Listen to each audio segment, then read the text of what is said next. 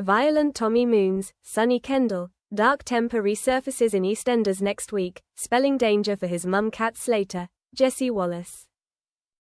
Last year, the BBC soap explored a child-to-parent abuse storyline that saw Tommy starting to control, dominate and physically abuse Cat.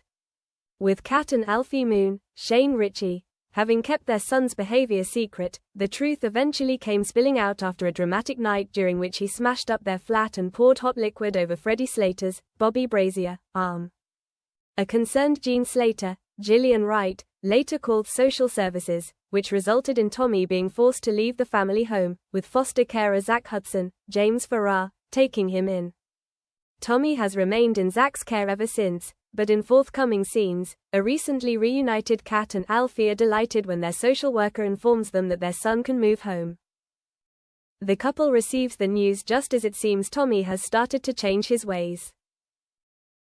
Next week begins with Cat and Alfie's pride for Tommy as he looks for a way to help a friend in need, explaining that an online pal came up with the idea of a support group.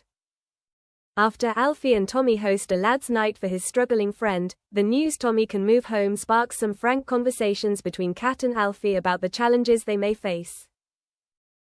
Having moved back in, it's not long before Tommy asks to talk to his friend online. However, Cat is forced to admit that she got rid of his computer, but she promises to make it up to him by getting a new one. As Tommy settles back in, Cat finds it increasingly difficult to cope with her emotions, and when Alfie comes in from a kick around with Tommy sporting an injury, she jumps to conclusions. Later, a row breaks out over his computer and Tommy loses his cool.